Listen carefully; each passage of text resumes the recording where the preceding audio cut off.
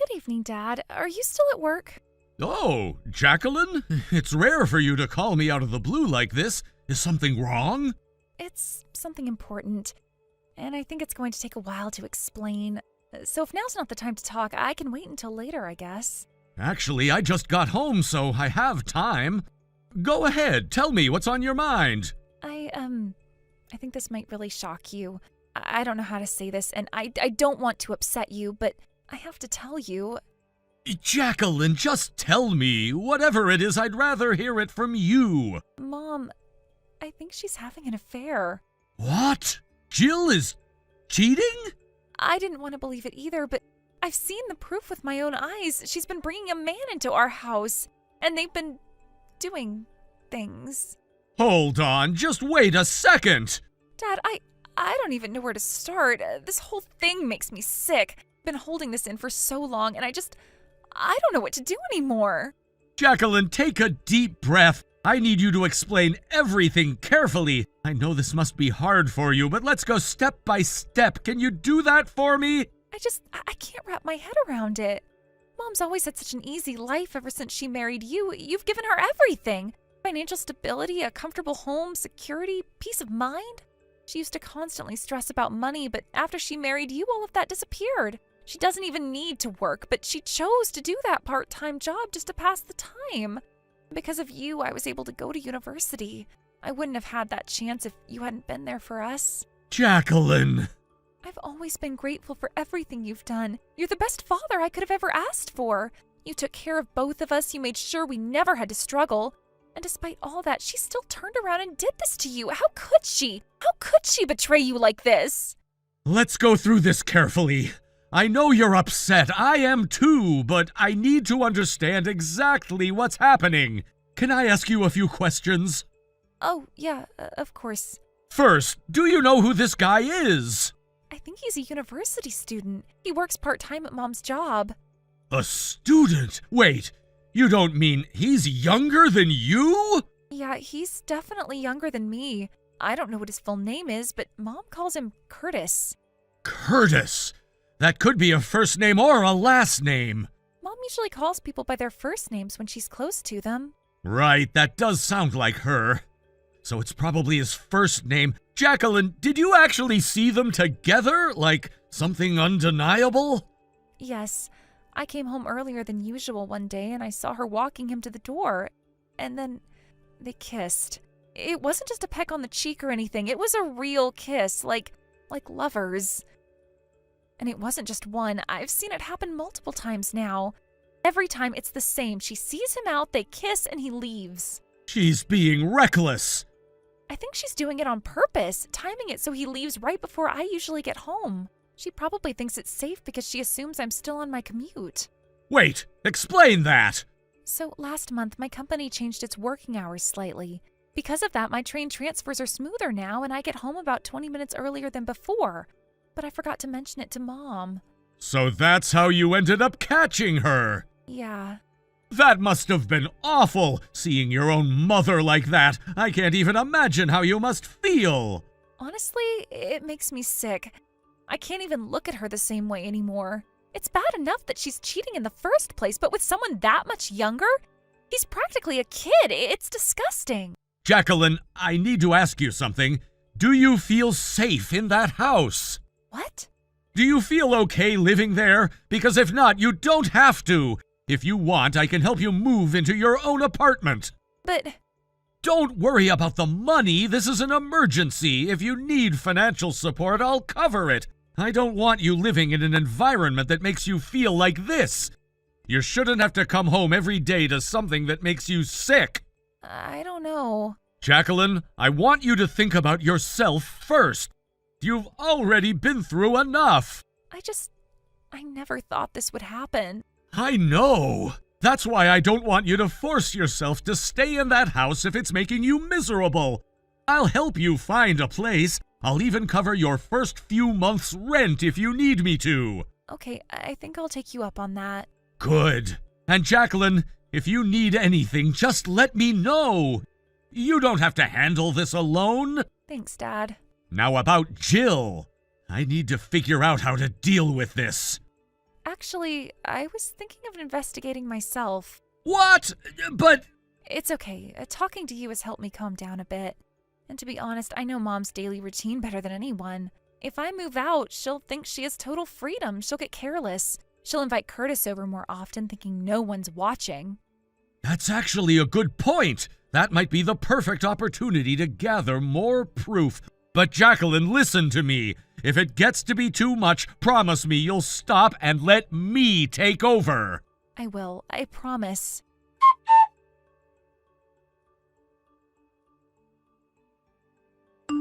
Jill, can I talk to you for a second? Oh, what's up? I've been thinking. I was wondering what you're doing right now, just now, at this moment. That's a strange question to ask. I can't remember the last time you reached out just to ask about something like that. It's always been about something specific. Is something wrong? Yeah, no, I mean, I'm sorry, I didn't mean to sound strange. It's just things have been crazy lately. Work, life, everything's been spinning out of control. I've just been trying to catch my breath. I finally feel like I can manage things again, and so here I am, checking in on you, I guess. Oh, I see. Well, it sounds like you've had a lot on your plate. Work getting to you, huh? Yeah, work's been more demanding than usual, but it's not just that. It's other things too, personal stuff. It feels like everything's been piling up all at once, you know? It's like I'm juggling so many things, and I've just been trying to keep it all together. Personal stuff? What do you mean? Is it something to do with Jacqueline? Well, in a way, yeah, but also just everything. When you're living alone, you don't realize how much you have to handle by yourself until it's all on your shoulders, and sometimes it's a lot harder than I thought it would be. But I'm dealing with it, you know? Yeah, I guess. You've got a point. I've been thinking a lot about Jacqueline lately, too. It's like I didn't even realize how much she was doing on her own either. She's never really asked for help, and I just didn't notice, but I suppose we're both kind of in the same boat now. Living apart, it's not as simple as we thought it would be, is it? But Jacqueline still comes home on weekends, right? She's not completely alone. True, she comes by every now and then. She lives close enough, just the next station over, so it's not a big deal. She still picks up things from here and there, you know, little stuff like clothes or whatever.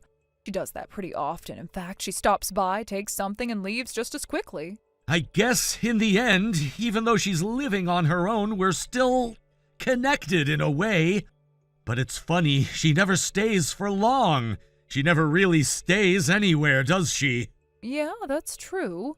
But do you know why she started living on her own? Why now, all of a sudden?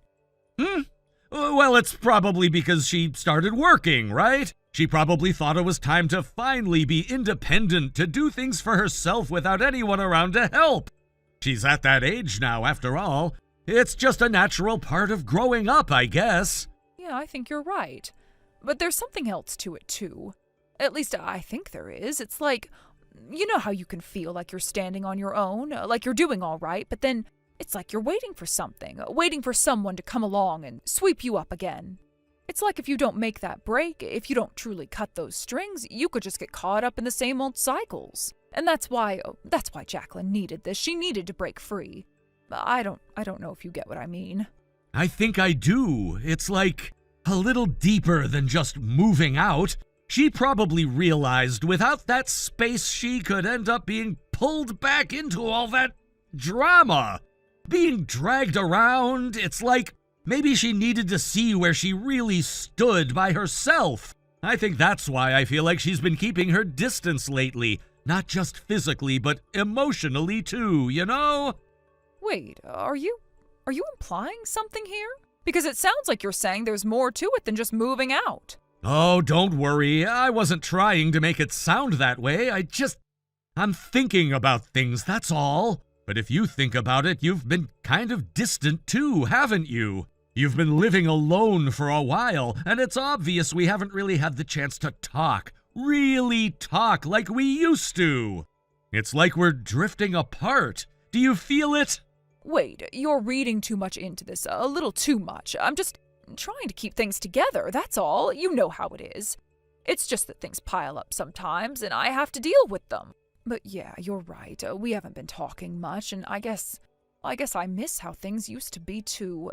It's not like I wanted things to change, but they have. But hold on, you just said something earlier. You're telling me you're living alone, but it doesn't always feel like that, does it?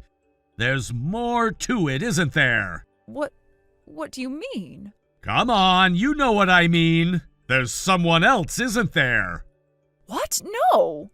Jacqueline moved out. I'm living alone, I swear. If only you'd come back to me, things would be different. It would be just the two of us, like before, but I know that's not going to happen now, at least not anytime soon. And you don't seem to want it, do you? You're wrong. Don't act like you don't know. It's not like you're unaware of the situation. You've been living in your own world, pretending things are fine, but they're not, and you know it. Wait a second. What are you even saying now? What's going on here? This doesn't make sense. I don't get it. It doesn't make sense, huh?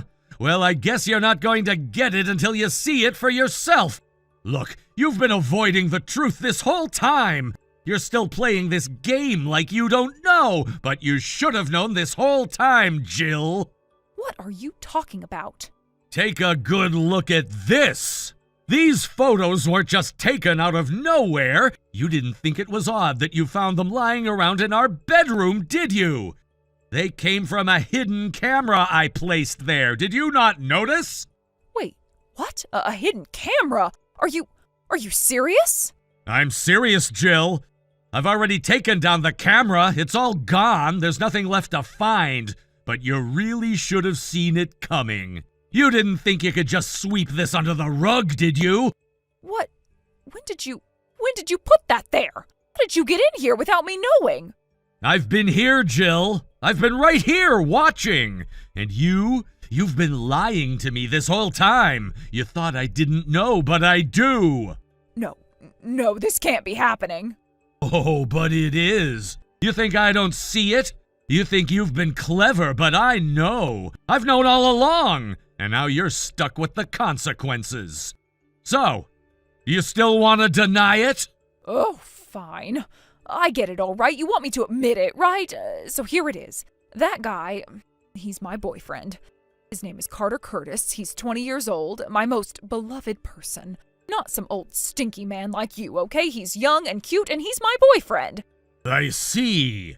So, you're just going to accept that, huh? Just like that? Well, if you're willing to admit it, I guess I don't have much choice. But just so we're clear, you don't really think I'm gonna just let you go that easily, do ya? Do you know what you're asking for now? Oh, don't worry about me. I'm sure I can figure it out. We'll get it sorted. After all, I've got money. Jacqueline's working, so I can count on her to help me out. And Jacqueline, she'll be on my side. She's my daughter, after all. She'll help me out with whatever's needed. You think Jacqueline's gonna help you? I think she's already made up her mind. What are you talking about? You see, Jacqueline was the one who exposed you. She's the one who told me about everything. Jacqueline's the reason I know about the affair, Jill. What? The hidden camera? Jacqueline put it there. That's right. Are you serious right now? What are you even talking about? This isn't making sense. Oh, it's perfectly clear. You were so confident, like you thought no one would ever find out. But Jacqueline, she saw it all. She walked in on the two of you. Wait, no, she can't. She wouldn't. I'm her mother. No matter what, she's supposed to stand by me. She's supposed to side with me, not you. You're just some guy who's been hanging around. Jacqueline, she's my daughter, blood, not like you. And that's exactly why she can't forgive you. That's why she's doing this. She saw it all, Jill. Wait, what? What are you saying? You mean Jacqueline already knew about David? Oh, she knows more than you think. Jacqueline knew about your affair with David. You told her the divorce was because of David's infidelity, didn't you? Yeah, but that's the truth, isn't it? What else could I say? It happened. No, Jacqueline knew, and she was hurt. And when I talked to her, she told me what you've been hiding. What? What do you mean? What else have you hidden from her? She learned something else, Jill. She learned about the money you didn't spend on her, the child support you've been keeping from her. Do you know what that does to a child? Do you know what you've been doing? What are you talking about? I never kept it from her. You don't understand. I understand more than you think. Jacqueline went to see David recently. No, no way. You're lying. She doesn't even know where he is. Actually, someone told her, a relative, someone she was still in contact with. Someone sent her updates, even sent her New Year's cards. Who told her? I don't know, but what I do know is that Jacqueline found out what you've been doing. She discovered that the money David sent for her, money that was supposed to go to her needs, ended up in your hands. It wasn't used for Jacqueline. It wasn't used for her education or her well-being. What? No, that's not true. I was doing what I had to do for her. I was being a good mother. No, Jill, you weren't being a good mother. Jacqueline had to work day in and day out all through high school because you refused to use that money to support her. She had to struggle. Do you understand that? No, I didn't make her struggle. That was for her education, to make her tougher. It was important. Important? So, what, you thought the best thing for her was to leave her with nothing? To make her suffer just so she could learn a lesson? That's what you did to her, Jill. And now you're getting what you deserve. This is ridiculous. You're not even hearing me right. You can't say all this without understanding that I was trying to teach her something. I was doing what's right. You weren't, and Jacqueline knows it. She found out about everything you've been hiding, and guess what? She's done with you. No, she can't be. She's my daughter. She can't just walk away from me. You pushed her away, and now she wants nothing to do with you. Oh, and the address I gave you, that was temporary. Jacqueline's not even there anymore. What?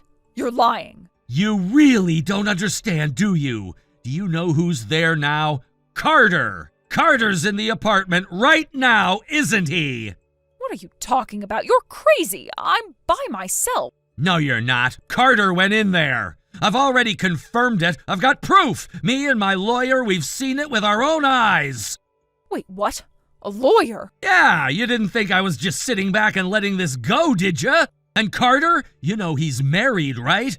He has 2 kids with his wife and he's still seeing you. What does that say about you, Jill? No way. You're telling me. You're saying Carter's married too? Oh yeah, I'm not the only one who knows about you two.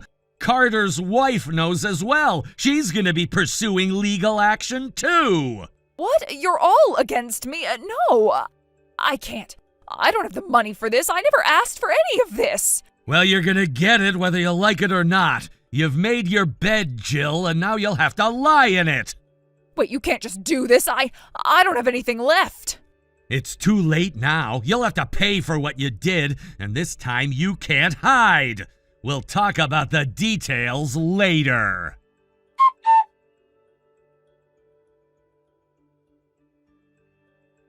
As I approached the door to my house, I heard the familiar sound of the lock clicking shut.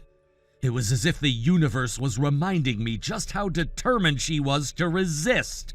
The audacity of it all, this pathetic refusal to admit defeat, was truly something to behold. How much longer was she going to keep up this charade? It was clear to me that she was holding on to something she knew was slipping away, but her efforts were becoming increasingly laughable. Of course, the moment I reached for my key, the matter was resolved. I had the key, after all, and there was no obstacle that could stop me from entering my own home. As the door swung open effortlessly, I couldn't help but feel a slight sense of triumph. This was my house, not hers, and despite all her efforts to hold on to what wasn't here anymore, reality had a way of putting things back in place. Inside the house, things were quieter than usual. I knew she'd been trying to avoid any confrontation, hiding away like a child caught doing something wrong. She had no one to lean on now, no one to protect her from the consequences of her actions. For all the strength she had tried to project, it was all unraveling now. The facade was cracking, and she could no longer pretend like everything was fine. The first thing I noticed as soon as I stepped into the living room was the absence of Carter, her so-called lover. His presence in this house had always been a thorn in my side, but now that thorn was gone. As I had anticipated, he had already made his exit. He'd been quick to make the decision to divorce. It wasn't surprising, really. The moment I heard that he'd been seeing someone else while still married, I knew he'd fold under the pressure. He had been nothing more than a coward, hiding behind the illusion of a glamorous relationship, only to find himself in the crosshairs of a woman who would tear him apart without hesitation. Carter had always relied on his wife, a well-established woman with a successful career. She had been the one supporting him financially, giving him the freedom to play around and indulge in whatever whims he had. But that came with a price. The woman he was involved with, my ex-wife, had been nothing short of a storm. She was relentless, a force of nature that couldn't be ignored. She demanded complete submission, and Carter was no match for her fury. It didn't take long before he was reduced to a trembling wreck, the man who had once tried to play the part of a confident lover, now resembling a scared little puppy, cornered and unsure of what to do. As for Jill, his wife, the situation was even more complicated. Her world was crumbling, and she was starting to realize the weight of her choices. She had been completely blindsided by Carter's affair, and now, as if the universe had decided to throw in another twist for good measure, she was left without anyone to rely on. Her own daughter, unable to forgive the betrayal, had severed ties with her, and that left Jill in an even worse position than she had imagined. Her social standing, her support system, everything was falling apart piece by piece. Now, with the divorce finalized, Jill found herself alone. She had no one left to help her and no one to turn to for support. This is what happens when you betray the people who care about you. Jill, in her desperation, had nowhere to go but to me. I could see it in her eyes, the panic. It was clear that she hadn't thought through the consequences of her actions. She had assumed that she would somehow come out on top, that she'd find a way to get through this mess without any serious repercussions. But that wasn't going to happen. She was about to find out that actions had consequences, and those consequences weren't going to be pretty. As she begged, as she pleaded for me to help her, I remained unmoved. It wasn't about being cold or unforgiving. It was about understanding that there was no easy way out of this. She had taken everything she could from me, from our family, and now there was nothing left to offer. I wasn't going to be her safety net anymore, not after everything that had happened. At this point, the reality was undeniable. Her desperation was clear, but I wasn't the one who was going to save her. She had to face the consequences of her own choices, and no amount of pleading was going to change that. She had wanted to play games, to tear apart everything in her path, and now it was time for her to pay for those games. But even as she tried to push me into a corner, to manipulate me into feeling sympathy for her, I knew that there was no way I was going to give in, not anymore. There was no room for compassion when it came to someone who had hurt me this deeply. The worst part was that she didn't even seem to understand the gravity of what she had done. She thought she could fix everything with a few words, a little bit of emotional manipulation. But this time it wasn't going to work. As for David, he had his own questions for her. He wanted answers. He wanted to know why she had used the money meant for our daughter's education on her own selfish desires. How could she have been so reckless? How could she have spent money that wasn't hers to spend? Money that was meant to secure our child's future? I could see the anger in David's eyes when he confronted her about it. He was just as hurt as I was, and there was no excuse for what she had done. In the face of his accusations, Jill had no choice but to confront the full weight of her actions. She couldn't hide behind her lies anymore. Her response was predictable. She tried to justify her actions as if there was any valid excuse for what she had done. But the truth was clear. She had been selfish. She had been so consumed by her own desires that she lost sight of what really mattered. Now, as a result of her own mistakes, she was forced to pay the price. Jill's world was collapsing around her. The divorce settlement was brutal. She was forced to pay a substantial amount in alimony, and to add to her troubles, the money she owed for the child support was piling up. She was barely keeping it together, working from dawn till dusk just to pay off the debts she had accumulated. The days were long and exhausting for her, and she had no one to lean on. Her former support system had evaporated, and all she had left was the harsh reality of the consequences she had brought upon herself. It's strange, really, seeing someone who once held so much power, so much control, now reduced to this. She had been the one calling the shots, the one who thought she could get away with anything, and now she was the one struggling to keep her head above water, paying off her debts with whatever she could scrape together.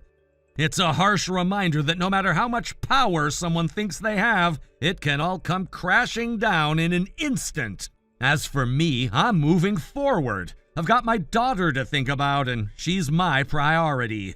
The past is the past, and while it still stings, I know I'm better off without the constant drama and chaos that surrounded Jill. I've learned that sometimes the only way to move forward is to leave the toxic people behind and focus on what truly matters.